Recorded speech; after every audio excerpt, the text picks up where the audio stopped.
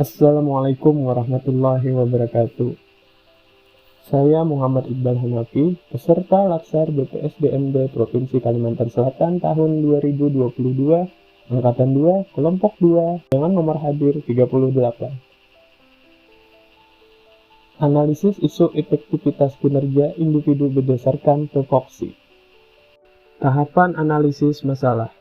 Terdapat 4 tahapan. Yang pertama, identifikasi masalah. Yang kedua, menapis isu. Yang ketiga, analisis isu. Yang keempat, alternatif pemecahan masalah. Di dalam menapis isu, terdapat 2 metode. Yang pertama, metode APKL. Yang kedua, metode USG. Di dalam analisis isu, terdapat 2 bagian metode. Pertama, metode Fishbone. Dan yang kedua, metode SWOT.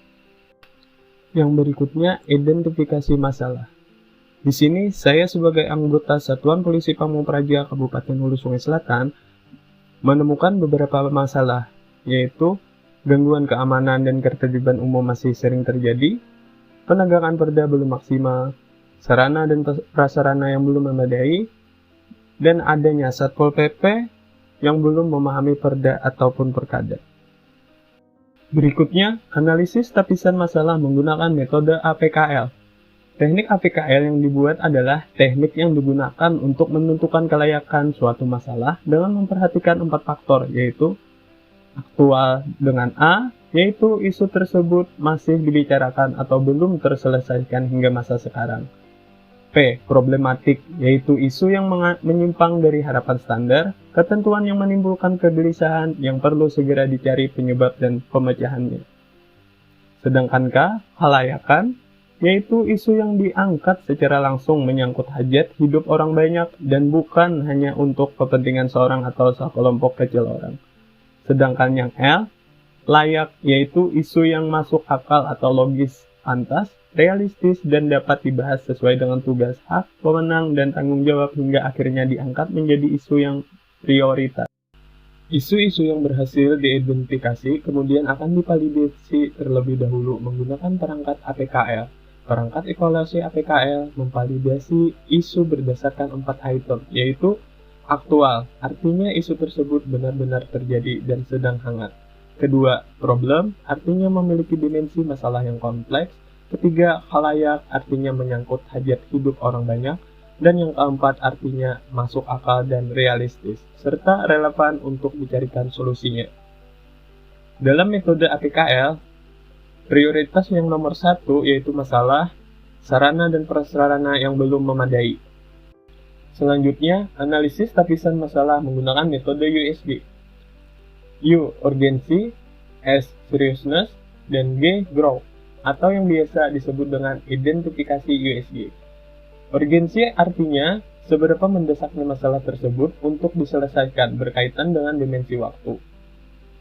S, seriousness, mengacu pada penyelesaian masalah dikaitkan dengan akibat bisa menimbulkan masalah baru.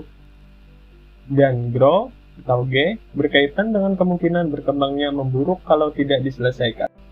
Pada keempat isu yang saya ambil, dengan menggunakan metode USG, sarana dan prasarana yang belum memadai mendapatkan poin tertinggi dengan urgensi 5, seriousness 5, dan grow 4. Masuk ke dalam analisis Fishbone, ada penyebab dan ada akibat. Penyebabnya, metode tidak adanya jadwal rutin pemeliharaan, dan kedua, suppliers atau pemasukan, kurangnya dukungan anggaran yang masuk. Yang ketiga, material, kualitasnya rendah. Dan yang terakhir, man, atau manusia, kurangnya SDM yang handal.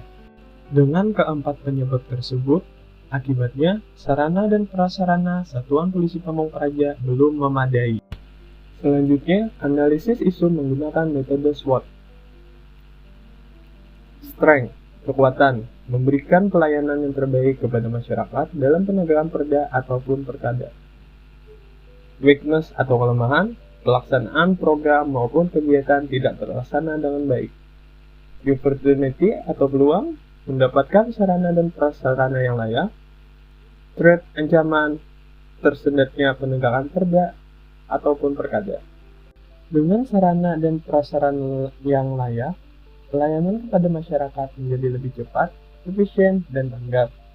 Meningkatkan efektivitas dalam penegakan perda maupun perkada, meminimalisir pelanggaran perda dan perkada, dan meningkatkan pelaksanaan program maupun kegiatan penegakan perda ataupun perkada. Masuk ke dalam alternatif pemecahan masalah. Alternatif pemecah masalah meningkatkan pelaksanaan program maupun kegiatan dalam penegakan perda dan perkada. Tahapan setiap alternatif, yang pertama, menambah anggaran yang diajukan.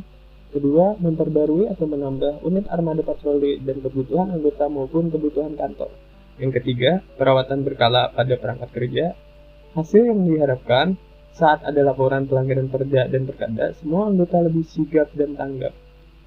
Yang kedua, meminimalisir adanya kecelakaan kerja. Dan yang ketiga, dapat mempermudah saat memproses terhadap pelanggaran perda. Pihak yang terlibat, yang pertama yaitu Bupati, yang kedua Kepala Satuan Polisi Pamung Praja, yang ketiga bagian keuangan, dan yang keempat anggota Satpol PP itu sendiri. Itulah yang dapat saya jelaskan tentang analisis isu efektivitas kinerja individu berdasarkan tupoksi. Mohon maaf segala kekurangan. Terima kasih. Wassalamualaikum warahmatullahi wabarakatuh.